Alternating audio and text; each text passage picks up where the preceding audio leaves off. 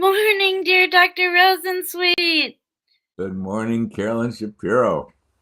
That is right. Carolyn Shapiro it is. It's so good to see you. I hope you had a great 4th of July weekend. Yeah. A whole kit and caboodle. Yeah. We're switching. That's always fun. Mm. Love that. And we got Bijou watching here, so have a special guest.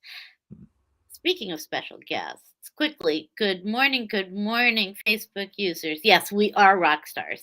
We're teaching Dr. Rosensweet how to be a rock star. He's already a rock star. Tomorrow morning, 7 a.m.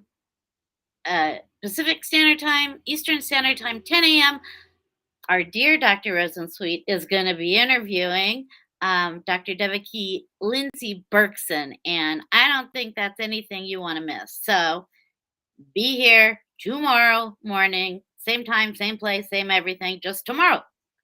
And I think that's going to be really, really, really fun. And in the interim, between now and then, we have questions to answer, don't we? All right. All right, you ready? I'm ready. All right. All right, well, that's a good thing. Okie dokie, Dr. Rosensweet. Question number 1. Do people tend to go through an actual hormone? Oy, hang on a second. Oy. Carolyn Shapiro. Hang on. Sorry.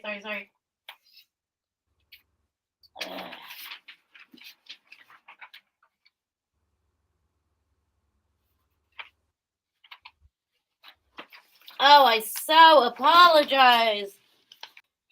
My notes were confused as I was. Sorry. Can one actually build up a tolerance to hormones? Like as if they just stop working due to an actual tolerance issue, like you might be taking too much and now they're just not working? Well, it's never happened to me in 28 years of treating women in menopause with compounded biological hormones. I'm not saying it can't happen. Right? My first question would be to someone who's having challenges taking hormones is what we would do is we would really try and understand why is there a problem? Because, a woman in menopause is midlife, and for 20, 30 years of her life, 40 years of her life, she had hormones galore, ovarian hormones galore, 4 of them, the estrogen family, progesterone, testosterone, and DHEA, all coming out of that ovary. And not only that, there were really rich amounts of those hormones. If she was menstruating, she was getting rich amount of those hormones, at least the estrogen, testosterone, and DHEA.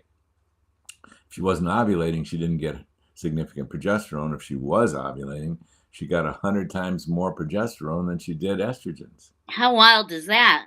Yeah, during the second half of her cycle. So her body is used to hormones if she ever menstruated in her life. And then the hormone receptor sites can go dormant if she goes into menopause, her periods stop, and she's no longer producing significant amounts of these hormones. The receptor sites that those hormones interact with can go dormant. So that could be an issue. Meaning like they kind of go to sleep? Yes. Metaphorically, they go to sleep, but they can be reactivated. And the main thing is, if this woman's having trouble taking hormones, she's got one job to do, and that's to go shopping and find a healthcare provider, a physician. That could be a medical doctor, or in many states, a naturopathic physician, not all states, a nurse practitioner, a physician's assistant, or even there's prescribing clinical compounding pharmacists in some states. And she's got to go shopping to find someone who's good at hormones.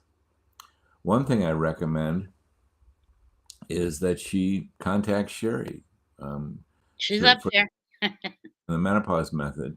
Yeah. And another thing I'd recommend is to calling every compounding pharmacist in her town and say, do you know anyone who's good at hormones, who's prescribing hormones, is good at it? Loves it. That's a great place to start. But the challenge for this person is to find a healthcare professional that is good at what they're doing, that they love hormones, they got some training in treating women in menopause with compounded bioidentical hormones, they've got some experience, or they're getting mentored. That's her job, because I've never run into a problem with finding some way to treat women with hormones. Sometimes there's an issue with progesterone. That's pretty rare. Does happen. Women don't tolerate the progesterone for various reasons, but that's pretty rare. I'd say way less than 1% in all the hundreds and hundreds of women that I've been working with over 28 years. She should be able to find a way to hormones, and it's important that she does. Because the consequences of not taking hormones for women or men, they're very profound.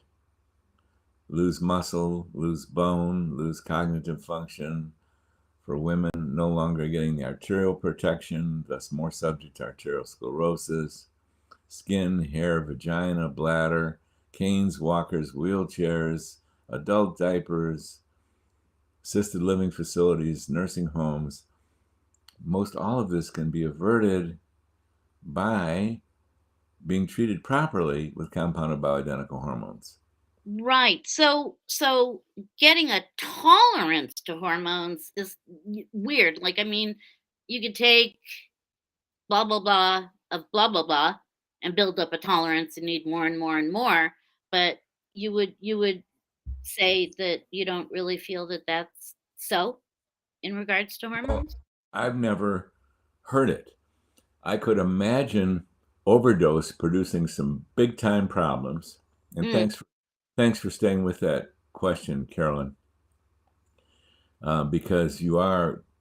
I am remembering something that can really happen. If a woman's on an overdose of hormones, her body's going to try and protect her, and it's got tools to do that. really? And hormones in a woman's body when she's young till any time in her whole life happen to be transported around the body in the bloodstream, and because they're fat soluble, they need a special mechanism to be transported. You can't have fat traveling around in your bloodstream. It Right. has to be protected. And the way that that's done is there's special serum proteins that are floating around in the serum that bind up fat soluble hormones. SHBG. And the main one is sex hormone binding globulin. There's others that do it, but that's the main one, sex hormone binding globulin. If a woman's overdosed, for one thing, she may not get the effect that she wants, which is pretty amazing because a woman's having hot flashes. And if you give her the right dose, those hot flashes go away. Yay. And if she doesn't have enough hormones, if she's treated with too insufficient dosages, which happens commonly, providers who aren't really well educated or used to prescribing, if she doesn't get enough hormones, the hot flashes are not going to go away. But here's the paradox.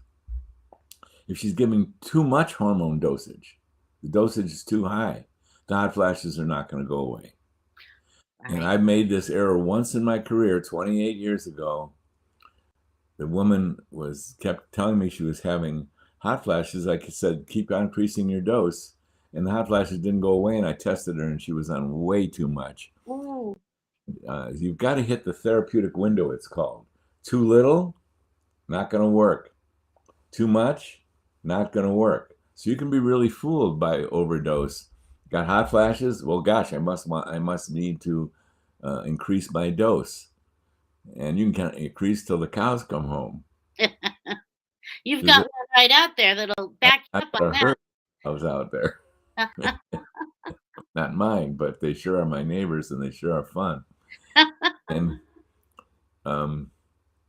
yeah, if you take too much hormone, it doesn't work. And the way things happen is you've got the hormones, and then you've got these hormone receptor sites within the nucleus of the cells. Oh my God, hormone receptor sites in the nucleus of cells? Come on now. How sophisticated is that? And the hormone comes along and it interacts with that receptor site. And it's that union, that connection, that how hormones work. And then they disengage and go on their merry way and get metabolized. But the receptor sites are very critical for the process. And those receptor sites can go dormant, as you and I were talking about earlier, or they can be flooded. And there's no on-off possibility because there's way too much hormone going on, and it just floods these receptor sites and they don't come out. And so they don't work. So there's a variety of things that could occur. I wouldn't call that tolerance. There is such a thing as tolerance in the world of drugs. I'd call it overdose. And then another thing that was related to overdose, if you're on too high a dose, your body can protect you by increasing the amount of binding proteins in the blood. Which So is not dangerous, right? Pardon? It's not dangerous. It's not an illness. Right. It's in that sense, it's not dangerous. Okay. It'll just bind up the excess hormones to mop them up. And you get the increase in sex hormone binding globulins at a normal basal level. It's great. It's needed. You have to transport these hormones around in the blood. But if it gets too high, it binds up so much of your hormones that they don't work. Now, that's not a tolerance phenomena. That's an increase in sex hormone binding globulin. Right. A lot of young women on the birth control pill, what's in that birth control pill? Estradiol, the strongest estrogen that there is, and an artificial progesterone, powerful enough to stop a woman from ovulating. Come on now, there's some punch to that birth control pill. I never buy this term low dose.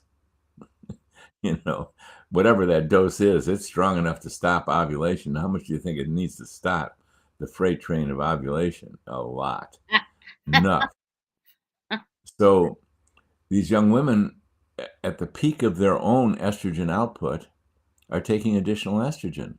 Well, their body knows what to do with that. It's going to increase the sex hormone binding globulin in order to protect it from the excess estrogen. Now, sex hormone binding globulin not only binds up estrogen, it binds up testosterone. In fact, it binds up testosterone with greater avidity and preference than it binds up the estrogen, which means a lot of young women get their free testosterone bound up when they take the birth control pill. Oops. And they lose their libido. I'm just walking around the circle of this subject that you're bringing up, which is a very interesting subject. So this isn't a tolerance phenomena. Another way that a woman could really disable her ability to respond properly to hormones is the sex hormone binding globulin is too high. We respect the sex hormone binding globulin. Every single woman that does the menopause method, if she doesn't arrive at that first consultation with a sex hormone binding globulin being assessed in a blood test, we do it right away. And there's a lot of women who start off menopause with an elevated sex hormone binding globulin. And invariably it's that they took the birth control pill. And not necessarily for a long period of time. I've seen women who took the birth control pill for a month when they were younger, and they arrive at menopause with an elevated sex hormone binding globulin. It elevated and it never went down. Wow. You know how to work with this. This is not a disease, as you were questioning. It's not an illness. It's just something you need to work with. So someone needs to know what they're doing, and someone needs to evaluate a sex hormone binding globulin. What I'm really trying to say to this particular questionnaire, if hormones ain't working, there's a reason. So get to someone who knows has been educated in what those reasons could be and unravel it, because there hasn't been a case in 28 years that I haven't solved if someone will stick with us. Because sometimes it's a process to figure it all out. It takes time.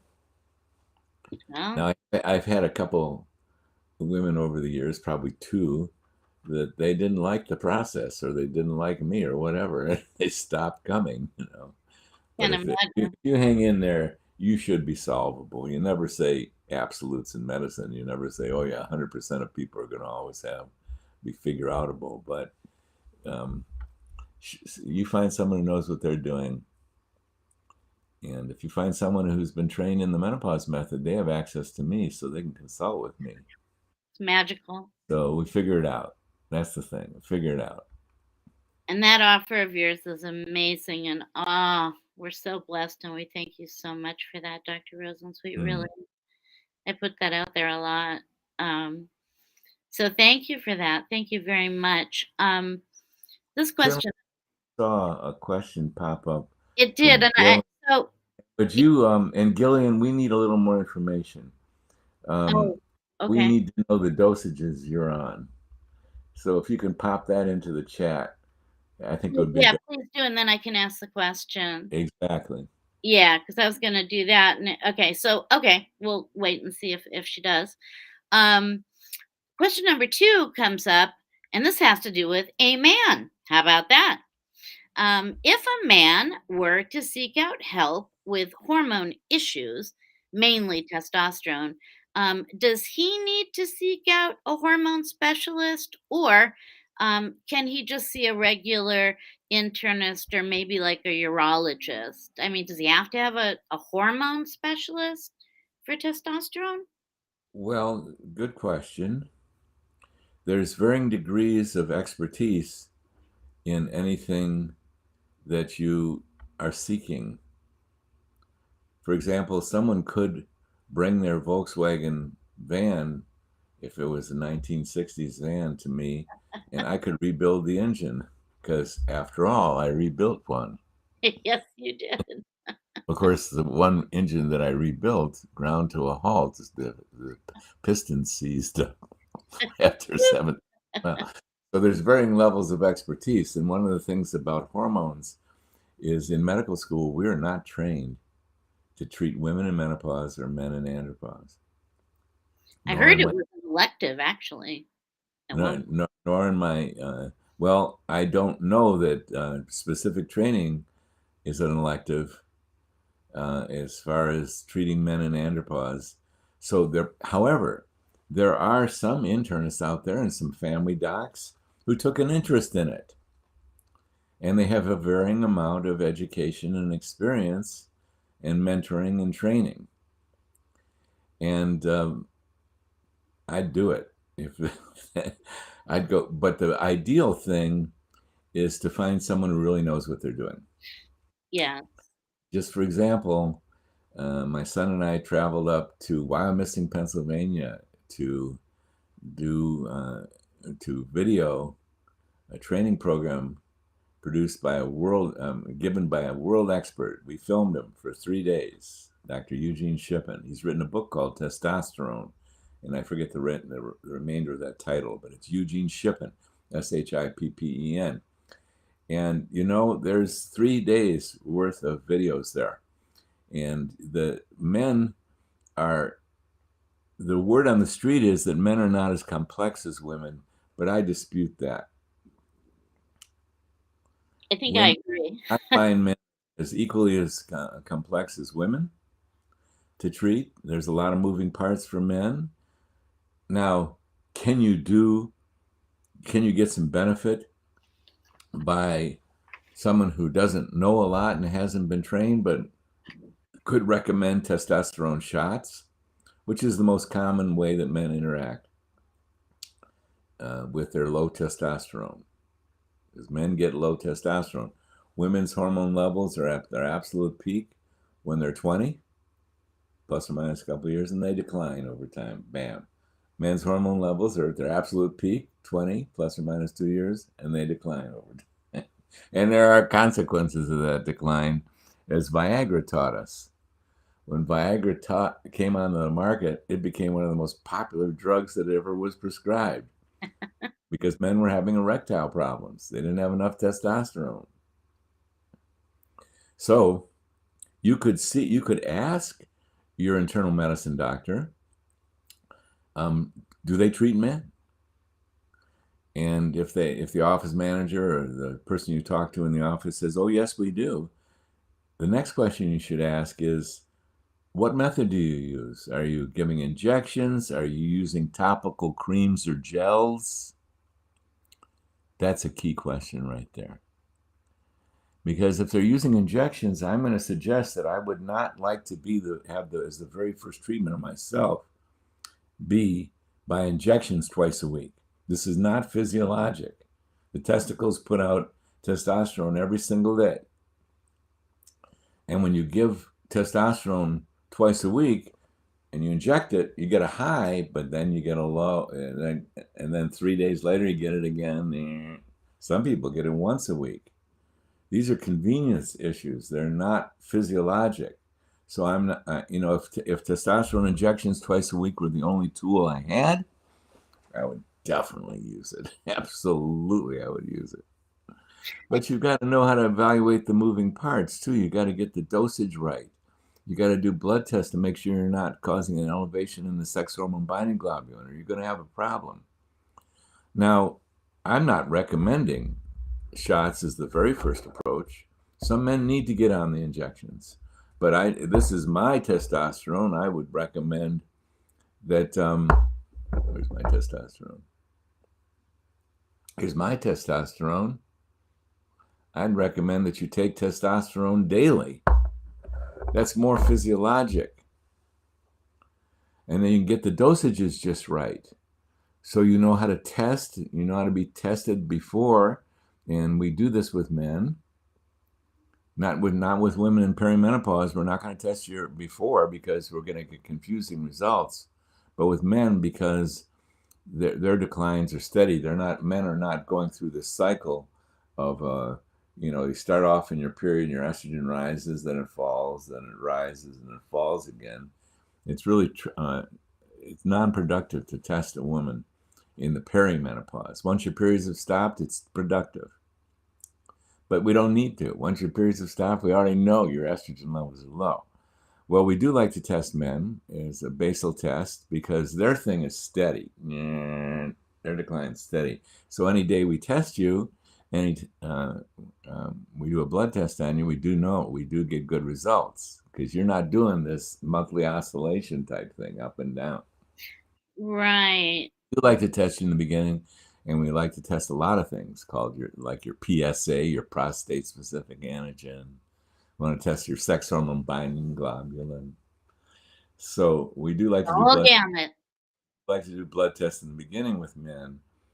And then how we like to follow men is with 24-hour urine hormone testing, just like we like to do with women. Because if you give men too much, what are you going to do? You're going to shrink their testicles. But it's not an illness, but it's a signal of overdose. So we like to do 24-hour urine hormone tests and get you right in the ballpark and not shrink your testicles. Some men, many people who treat men in andropause also treat them with injectable human chorionic gonadotrophin, HCG. That will keep the men's testicles stimulated, and it's sort of the antidote to the shrinking testicles caused by overdose. And that's one of the reasons I don't like twice weekly injections, because you get this, when you inject, you get the highest level, right? And then gradually over 3 days, it declines. Right. Then you inject again, you get a super high level. Well, that super high level is registered in your body. Oh, there's too much testosterone. We don't need your testicles anymore. Let's get rid of them. By gradual shrinkage. So this is why I say, find someone who's specializing in this. Find someone, and one of the ways you can ask are, do you apply hormones do you prescribe creams and gels? Now mine are in organic oils. These are the same oils that we use for women. Bright, Brite is is our brand. These are certified organic oils. Can you still hear me, Carolyn? Because I think I can, yeah. And I'm just hanging on to that word bright, chomping at the bit to put it out there. And I would. Bright for men. There are compounding pharmacists that dispense this, and it's going to be available to all men in the United States because we've just signed a contract with the National Pharmacy, and we're putting the mechanics together so they can dispense and ship the prescriptions. So Wait, I'm topical, holding my breath. Telling you. you want someone who can do topical, and preferably you want someone who does 24-hour urine hormone testing, but you want someone who knows how to do topical. And Yeah, the best way to deliver it is through daily application, once a day, easy. Did mine this morning. So ditto. But I'm not a man. so you go shopping. So once again, you go to your local compounding pharmacist and say, "Do you know anyone who's treating men? Do you know anyone who's prescribing gels and creams, compounded gels and creams?" That's someone who's gotten a little extra education, and that's the one that you should go to. Right, because I think there's a big fear that men have that they're gonna look like Popeye, I mean, and, like, super, like Well, they'll get overdosed, and you don't yeah, want that. uh-uh. Overdose is going to be a problem. So you're Testosterone, saying that controlled substance because it was so abused. Overdose of testosterone to young men was so abused that it became a controlled substance. That means it's like you need a narcotics license in order to prescribe it. Yeah, you got to find someone who's got a narcotics license. That could be a physician, a nurse practitioner, or a PA. take a look, man, and keep coming up because there's more to be said on this one, I am sure. Um, we've not received any more communication from Jillian. I do have another question, but I want to ask this one first and get to the other one. This questioner said, and thank you for your answer, by the way. It's a huge subject and a much needed to be talked of one, I believe. So thank you. Um, what if a woman cannot take estrogen of any kind, even in the smallest of doses? I am simply unable to take it, and this is awful. The pills give me chest pains, worsen my eyesight, and makes me severely depressed. I've always been really sensitive to any estrogen. As a young person, I couldn't take the pill.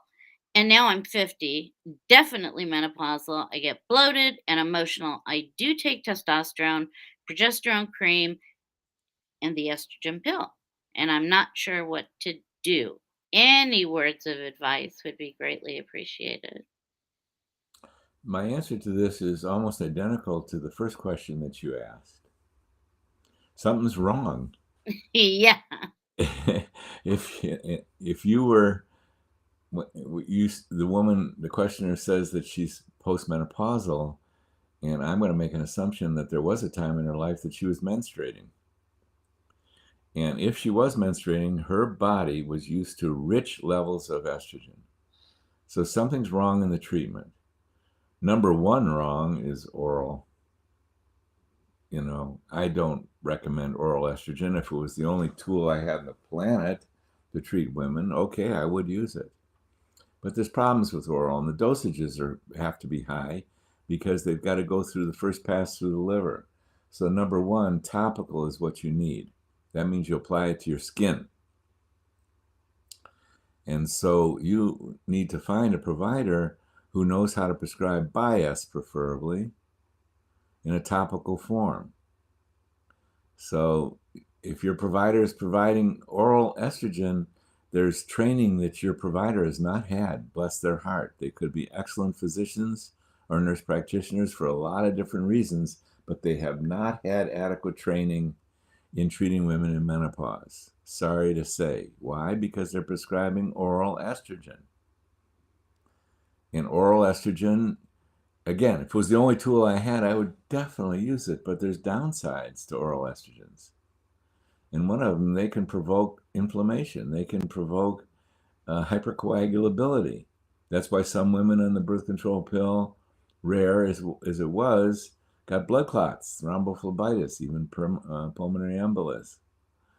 So there needs to be a talk with your provider. If your provider would like, they can contact me directly, and I can begin assisting them with your case.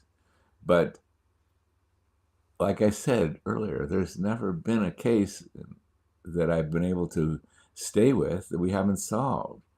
And there's some, if you menstruated, I'm repeating myself, you had rich levels of estrogen. So your body knows what estrogen is. You're just getting the wrong dosage form and the wrong dosages. End of story. Ask your provider to contact me. Carolyn could contact Carolyn, and Carolyn will give the provider my cell phone number. Oh, okay. Or a link.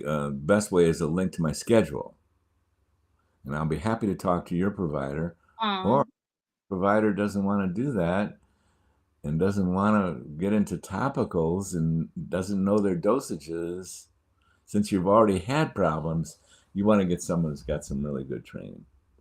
And again, I'm not trying to diminish the excellence of your provider in many other areas, but because they're prescribing oral estrogen, there's training that they've not had. And that training would include that why in the world would anyone ever choose oral estrogen these days when the problems with oral estrogen don't happen when you use topical estrogen applied to your skin. Miranda's got a very interesting question. What do you think of that? It's one that I always like to address. Please, I'm not seeing it. Well, I'll read it if that's Please. okay. Yeah. Miranda says, I'm 62. Oh, Miranda. Yeah. Sorry.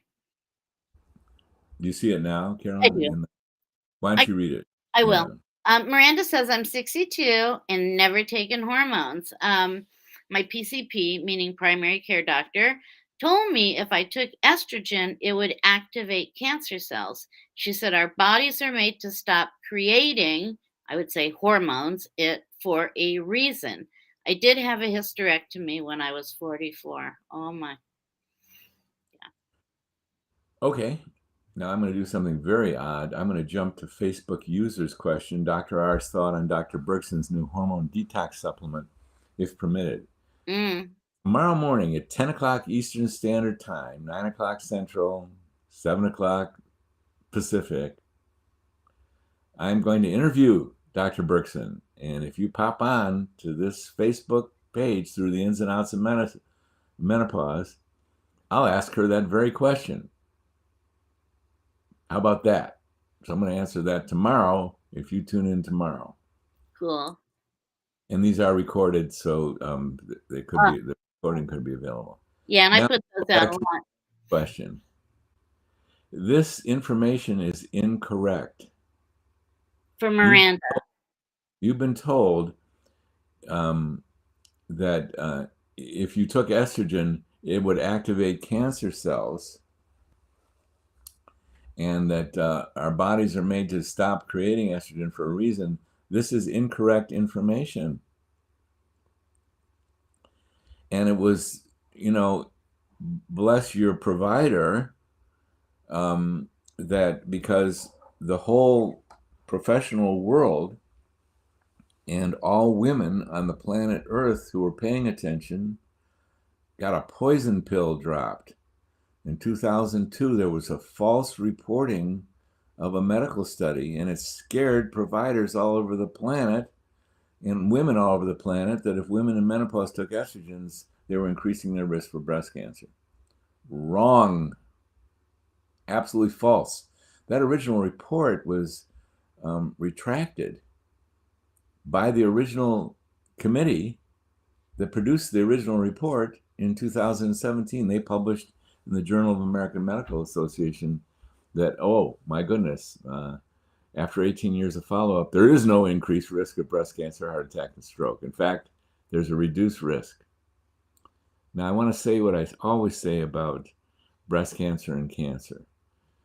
As a medical doctor, I am so aware that there are thousands of diagnoses that we could get, and some of them are not okay. not pretty, and they're really challenging to deal with. But healing's possible, so any diagnosis, healing is possible. There's never been a diagnosis that someone on this planet hasn't healed from, no matter how obnoxious that and terrifying that diagnosis was. Someone. Amazing words. Thank you. Now, we're also at risk for hundreds of cancers, hundreds of them. We're all at risk for all those hundreds of cancers. And as a male, for example, I'm at a special increased relative risk for getting prostate cancer. And there are reasons why that is so. And women are at an increased risk of getting breast cancer. And there's reasons why women these days are at increased risk for getting breast cancer. However, here's the science that was always true. And because the report that scared everybody was falsely reported. Here's the science. Women who are treated with hormones are at less risk for getting breast cancer, heart attack, and stroke than women who go untreated. That's the facts. That's the science. Yeah, we're all at risk for cancer, but that risk is reduced if you're a woman and you're treated with hormones. Same for men. When men who are treated with testosterone, contrary to the rumors out there, men who are treated with testosterone are at less risk for getting prostate cancer than men who are untreated. Women who are treated with hormones are at less risk for getting breast cancer, heart attack, and stroke than women who go untreated. And to carry that a little further, women who have had breast cancer are at an increased relative risk for getting a recurrence of that breast cancer than a woman who's never had breast cancer is for getting cancer. Increased relative risk for recurrence. However, women who have breast cancer and have had that breast cancer properly treated are at less risk for recurrence, properly treated, if they're treated with hormones than if they are not. And not only that, these scientific studies that I'm quoting were based on hundreds of thousands of women, and they were being treated with Premarin or Prempro, horse urine-derived estrogen, or horse urine-derived estrogen combined with Provera, a provocative little progestin right there. So that's the science. So I want to antidote your concern. Now, I hear women periodically make a case for it's not natural. And there is a reason.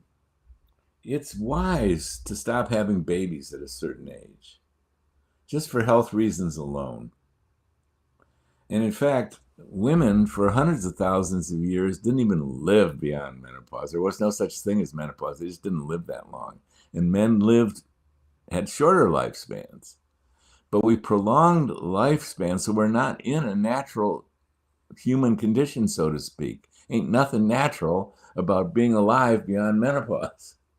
When you look in the context of 100,000 years, hundreds of thousands of years that we've been humans on this planet, nothing natural about living beyond menopausal age. Can you still hear me, Carolyn? You're Yeah. frozen. Okay, No. good. Am I frozen on your screen? Nope. Okay, No. good. Fine. So,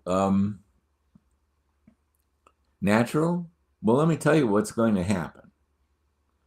Because I'm a physician and I see women of all ages, as I was told by a gerontologist in 1968 lecturing to our senior medical class, the gerontologist says, let me tell you what really happens to old people. They lose their muscles, they lose their bones, they can't walk with stability, they fall on their osteoporotic bones, they fracture a hip, and they die. If not right away, nowadays, because of hip surgery, you get to live usually a year, but not more after that fracture. And that's not the only thing that happens to them. The gerontologist didn't talk about atherosclerosis. Women have special protection when they're on estrogen for their coronary arteries. In fact, you don't hear of young women all of a sudden, never sick a day in his life. He keeled over on the tennis court with a heart attack and died, and he was 42 years old. You never hear that story about 42-year-old women because it's very rare because they have special protection of the coronary arteries from estrogen Right. and cognition. A large number of people, more and more these days, are getting decline of cognitive function all the way up to dementia. Alzheimer's is a type of dementia. In so many women, that can be reversed, especially if you catch it early on. Not all women, but so many women can have their cognitive decline reversed by proper treatment with hormones. Let's talk about the vagina. A woman who does not take hormones is going to lose her vagina. It's going to atrophy. Intercourse is, if that's desirable, is not going to take place because there's going to be too much pain because of vaginal atrophy. It's going to irritate the urethra. It's going to contribute to bladder incontinence. It's going to be adult diapers. So as I said earlier, having the view of women at all ages, including my mother and my mother-in-law, you lose your muscle. You eventually wind up in a cane, walker, or wheelchair. This is not a risk for the elderly. It's a probability as you On my lose. own. Yeah. I see it. I see it. And yeah, and I see it. And so this is well known by medical doctors who treat people of all ages. They watch the changes. And I can tell you, as I've said many times, and it's really impressed you, of course, Carolyn, that a woman's life is going to matter as much to her when she's 90 as it does when you're 40. It's so you true. want to think in terms of that, and to avoid hormones, boy, it's really, well, I can tell you what I did. I know what I did. I started taking hormones. You bet. So I want to antidote this false information. There is a good reason to stop menstruating so that you don't have babies when you're older. It's time to be a grandparent. It's not time to bring a baby in the world when you're 60. Or even what many people would think it's a challenge when you're 50. You can't even keep up with them. Well, with hormones, it's a little bit easier. A little easier. Little easier. But that's the only reason. The risks of problems as a woman grows older is significantly increased. So it's really related to health. I don't want to go into that topic, but I do want to antidote I'm going to take a strong stand and say there's a misconception that women who are treated with hormones are actually at less risk for breast cancer, heart attack, and stroke. It will not cancer cells, even an estrogen positive receptor site positive breast cancer. There is no extra increased risk for a woman who's had breast cancer, had an estrogen receptor positive breast cancer. That means that woman had a response to estrogen in the cancer biopsy. Those women who had the cancer properly treated are better off being treated with hormones, estrogens, than not. And as Dr. Avram Blooming, and please read his book, Estrogen Matters, if you really want some wonderful scientific detail, or he was the guest editor to a journal called Cancer. And the whole issue in April, I think it is devoted to breast cancer. So you want to hear it right from someone who's the most knowledgeable person about breast cancer on the planet Earth, in my humble opinion. Well, nothing humble about it. Read Dr. Blooming's and Dr. Tabras's book, Estrogen Matters. When you post the link to that, I mean, it's everywhere now. Really, it's everywhere, and I do post it. Just to piggyback on what you said, it says once you experience sarcopenia, can the introduction of BHRT help reverse it, or do other supplements need to come into play as well? Hormones can be sufficient enough, am I correct? If done properly. Excellent question. The likelihood of getting sarcopenia as you lose your androgens, testosterone and DHEA, is extremely high, even if you're a great exerciser. Take a look at the thighs of women in their 60s who are not treated with testosterone or women in their 70s. Look at the thighs. Look at the calves. Thinner. They've lost muscle. A lot of women can tell they lose their triceps. They get flabby under here, that they never had that in their life. That muscle was replaced by fat. They lost the muscle.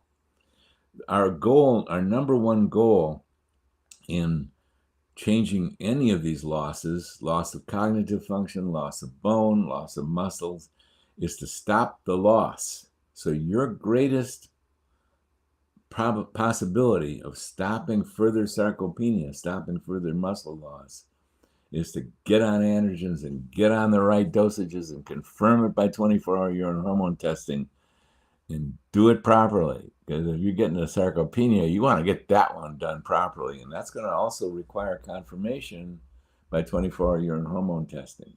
Very, very important. And I'm not going to recommend any other testing. I'm going to say 24-hour urine hormone testing once you get treated.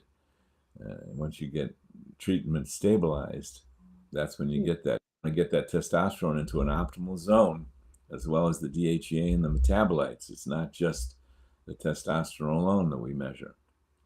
That's right. And you can stabilize it. Now, can you get reversal? Well, I've seen stabilization and improvement. I've seen improvement. For example, we have a video in our archives of my 86-year-old mother-in-law at the time. She had sarcopenia. She was using a walker. She was standing in her kitchen. She turned to the right and fell on the tile floor and fractured her shoulder and her pelvis and was in rehab for 3 months. She had so much sarcopenia that she had to use a walker. And then what happened was we treated her with hormones, testosterone, and we have a video of her after a couple months of treatment with the testosterone of sitting on a low couch with her arms outstretched, standing up without the use of her hands. There was recovery there of muscle function, at least. We didn't measure muscle fibers, but we did see actual recovery. So if it's possible in an 86-year-old, for God's sakes, it's possible in every woman. She's the canary who tells us that it's possible. And reversal, well, that's always a question, but stabilization, absolutely. So you don't get any other loss. And then other supplements, well, muscles are made out of things. And muscles, like every single organ in the body, are subject to constant recycling. That means every cell in the body is broken down and new cells are created. This happens to red blood cells every 3 days. And you get a recycle. You haven't a single red blood cell in your body that was present 3 months ago. If your body is still capable of that youthful level of recycling. Bones recycle. Bones are broken down constantly, and they're rebuilt constantly under the proper circumstances. If, for example, you have enough estrogen and progesterone, the period of breaking down bones and replacing your own bones, if my memory serves me correctly, it's 7 years.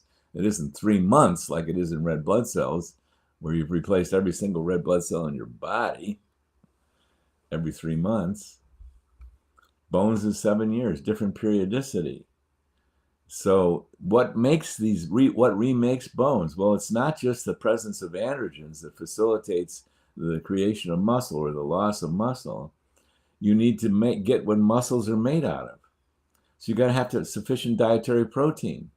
You have to have sufficient dietary vitamins and minerals, or you're not going to be able to recreate bone or recreate muscles. You're going to need to get the materials that they're made out of. They're not only going to need to be in your diet, in your daily eating plan, you're going to need to be able to digest them. And, as we age for various reasons, many of us get depleted digestive power. So many people who have sarcopenia, we recommend that they also take digestive enzymes and hydrochloric acid, because these are important for the digestion and assimilation of proteins and minerals. And that but to get down to the basics, at least have your diet be 100% organic, or as close to 100% as you can. And then also that you enhance digestion with chewing, chewing, chewing, chewing, chewing, chewing, chewing. It's the most powerful tool you have to restore and get the optimal digestion. And then you need adequate protein. So I'm going to challenge people who have taken on a vegan diet that I want to question, are you getting adequate protein enough to rebuild your muscles or prevent further breakdown? Because your body will use muscles if you're not eating properly and if you're overly stressed. And I even go into this in our book, Happy Healthy Hormones, which Carolyn has made available on the ins and outs of menopause, the PDF version of it. Because for example, let's say that your body is not, your demands are much higher and you're not providing adequate glucose. Well, your body's going to get that glucose, and what it's going to do is it's going to break down your muscles. It's going to turn the amino acids that the muscles, the protein is made out of, it's going to convert those amino acids to glucose in a process called gluconeogenesis. It's going to break down your muscles. So for those of you who are not taking care of yourself in that regard, and are not providing adequate carbohydrates, for example, this is why nutrition is quite a story, and to get it right is quite a story, and to get it individualized for your needs. For example, I was taught many, many decades ago that some people are genetically programmed to be meat eaters. Those whose ancestors grew up in the northern tundras, they didn't have vegetables in the winter. They had elk or reindeer or something. They had protein. Eskimos, they get protein. They don't have a lot of vegetables in the winter. These people are genetically designed to do really well with fats and proteins. You try and turn a Native American, Native Inuit into a vegetarian, you're going to, well, as I was taught, you're going to kill a lot of these folks by trying to introduce them to a diet different than their native diet. Or you take someone from the tropics, they didn't see a lot of meat. Their diets were much more fruits and vegetables. They've grown for 100,000 years to be able to process fruits and vegetables well. You try and turn them into a carnivore, you're going to kill them sooner or later. I know that's a pretty harsh way to say it, but it really speaks to the need for individualization of diets and not do dietary fads that are out there. God, they drive me nuts when I see the nutritional ideas that people have. Yes. At the core of what matters for good nutrition is organic. And you need to consider to get you the right amount of protein. And if you do, you want to consider grass-fed, free-range animals that get to travel around the barnyard, where and get love, and they're not in concentration camps. That's right. Ugh. It's really crucial. What the meat industry and the poultry industry has done in these manufactured pharmacy things is just atrocious. It's for a lot of different reasons. But also for the health of these animals and the nutrition of what you're getting. So you want to get, you got to pay some extra money. It shouldn't be that way. All foods were natural and organic up until about 100 years ago. All foods on the earth for hundreds of thousands was organic. It's not organic. It's not a new invention. Hundreds of thousand years, the only food you could get when you were a cave person was organic. You couldn't find factory processed foods when you're roaming the tundra, or even up to 100 years ago, you couldn't find it. All you could find was organic. It's just naturally raised animals and naturally raised plants without herbicides and pesticides and toxic chemicals. So muscles isn't just about hormones. It's also about proper nutrition and adequate protein and the ability to digest that what you're eating. So one of the most powerful things you can do is chew, chew, chew, chew, chew. You chew that mouthful until it turns to liquid, and then you swallow. I know. You're I'm sorry. you're going to give your body such a distinct advantage to be able to digest and assimilate protein and minerals if you do that. Right, and Choo-choo. it's one voluntary part of eating that's totally voluntary. Chewing, right? And then the Yeah. body takes care of the rest of it. It's amazing. You still may need hydrochloric acid in the form of betaine hydrochloride and digestive enzymes, especially if you've got issues of losing hair, losing muscles, losing nails. You're not replenishing them you don't have enough nutrients to do it. So you want to be able to get the nutrients and digest and assimilate them. So there's Yeah, more to bones, there's more to eyelashes, there's more to eyebrows, to hair, to skin than just hormones. That's for sure.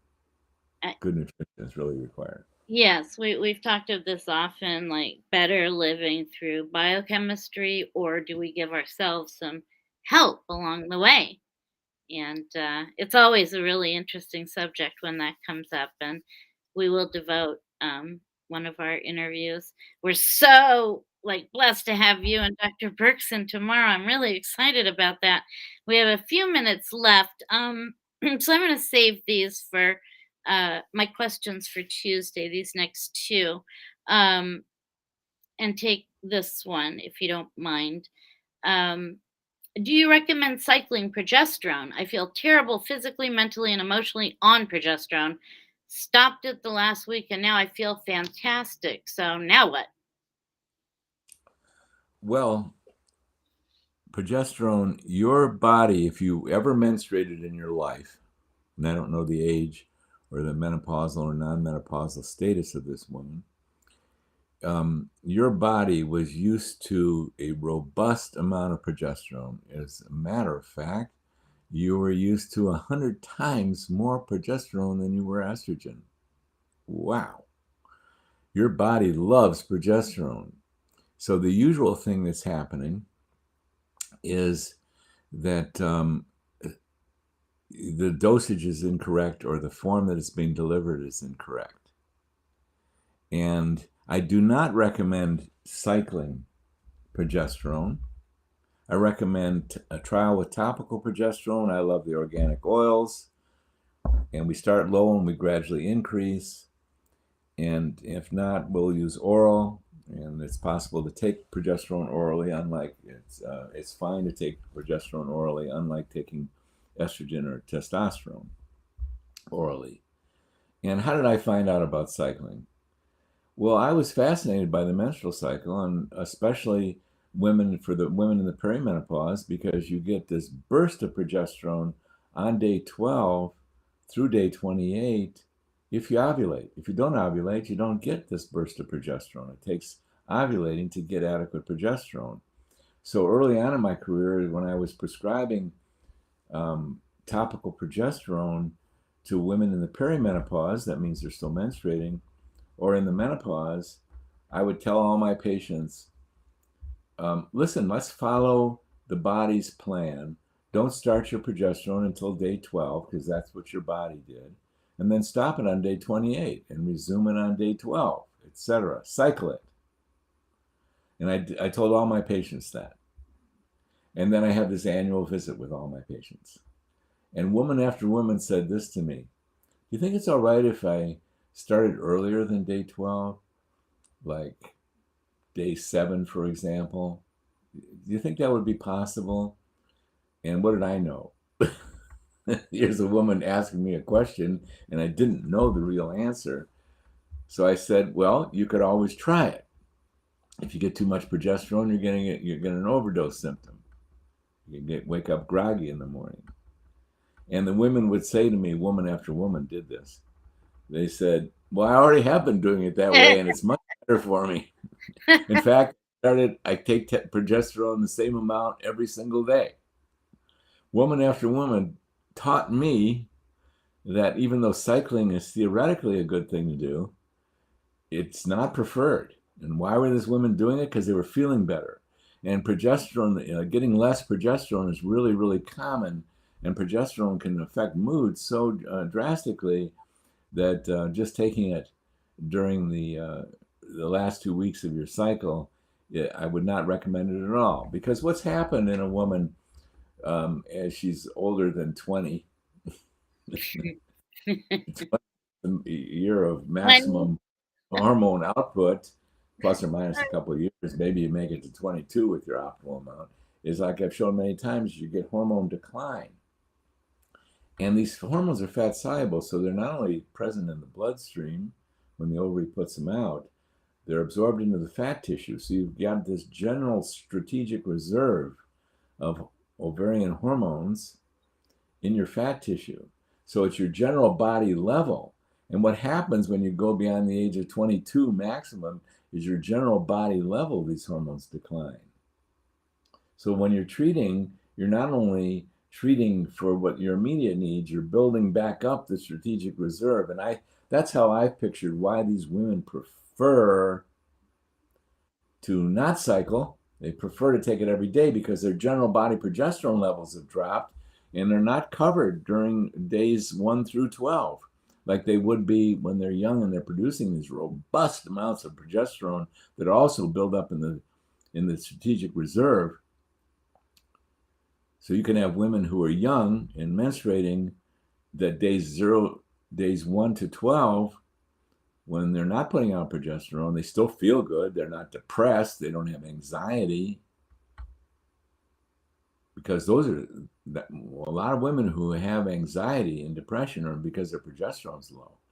But young cycling women don't have it necessarily on day 1 to 12 because they built up such a strategic reserve of progesterone. When progesterone bursts forth on the horizon on day 12 and goes steady and strong up until day 28, moral of the story, we no longer cycle.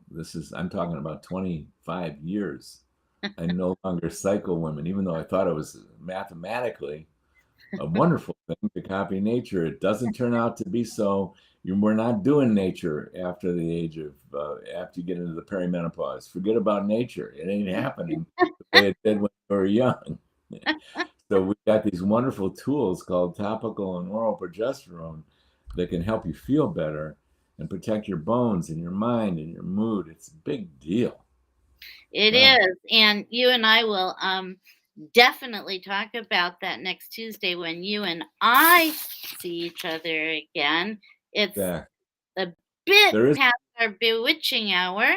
Well, there is a few more things I want to say. There Please. are women who are having trouble with progesterone because they're overdosed. I talked to we have weekly grand rounds with our menopause method providers. And a medical doctor was describing her situation that she would wake up in the morning groggy. She couldn't figure out why. And she was on a pharmaceutical progesterone that comes in 200 milligrams and 100 milligrams. She was on 200 milligrams of this oral progesterone, and she'd wake up groggy. And she had some marginal thyroid testing, so she thought it was probably thyroid. And she kept adjusting the thyroid and got the thyroid right, and she was still waking up groggy. And then she saw in our training program that too much progesterone at night can make you groggy in the morning because progesterone is the great calmer. Well, if you get too much calm, you feel groggy and drunk. So she stopped her progesterone and she felt great.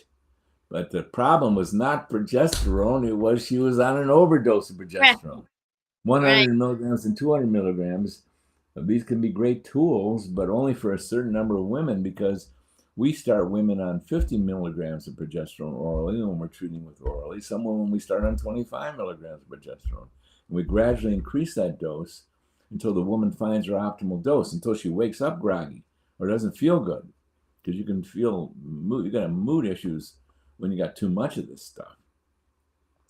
And where do our practice come in? Women vary in our practice most commonly between 50 and 125 milligrams. So that 200 milligram dose does not fall within that average there.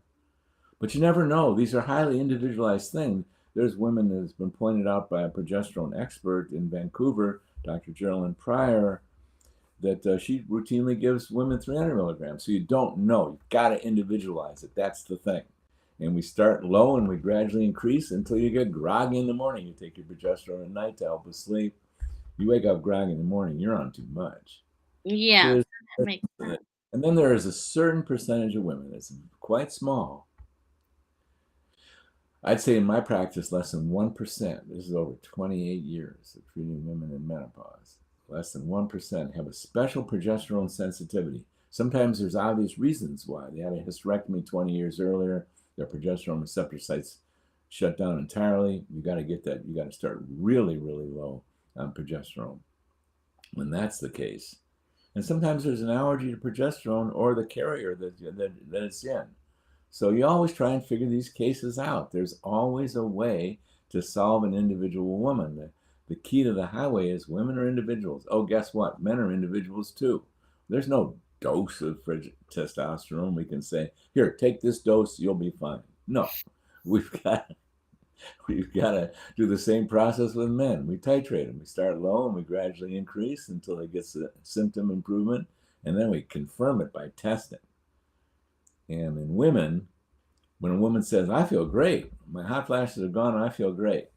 Yeah, when we do 24-hour urine hormone tests on those women, 50% of them are not on sufficient estrogen to protect their vagina and bones. 50%. And 25% are on excessive amounts of estrogen that put them at risk for breast glandular cell proliferation. I didn't say cancer, I said breast glandular cell proliferation. So the optimal zone is, well, you can really find it, at least as a startup, by starting low and gradually increasing and get symptom alleviation and happiness. But we confirm that by 24-hour urine hormone testing, and only 25% of the women that we test, we did this study ourselves, are actually in the optimal zone. But a small amount of tweaking will get them there. When their symptoms alleviated, that's a great thing. That's a wonderful step forward, but it isn't sufficient. Got to confirm it by 24-hour urine hormone test. We know what that optimal zone is, and that's what we're heading for. And we never even have to retest. If a woman tests and she's a little under or she's a little over, she's only a little under and only a little over. So we just tweak the dose and we test them annually. We don't have to retest. Right. So symptom alleviation takes you a long way, but it isn't the final answer. You got to do 24-hour urine hormone tests for really good medicine. And we're interested in really good medicine for women in menopause and men in andropause. We want really good medicine because we're talking about something you're going to take for 10, 20, 30, 40, 50 years. Right. And That's really, these really obvious. powerful biochemicals, we want to get them right. Okay, Carolyn, good to see you. And once again, I'll be interviewing Dr. Devaki Berkson tomorrow morning, 10 a.m. Eastern, 7 a.m. Pacific on this Be Facebook. here. Just be here. Because you're going to like this one. I can guarantee you that. Oh, for And sure. then I'll see you next week on our usual Carolyn and Dr. Rosensweet show on Tuesdays. That We'll is be right. doing them regularly On on Tuesday. Tuesdays. Yep. Yep. Yep. It's all good. So have a wonderful day. I'll see you tomorrow. I'll be one of those persons up on the chat saying, "Deet." And just wish you really very, very happy things for today. All See you righty. tomorrow. See everybody tomorrow. Thank you, everyone, for coming up and get to these questions on Tuesday and enjoy. See you later. Bye-bye.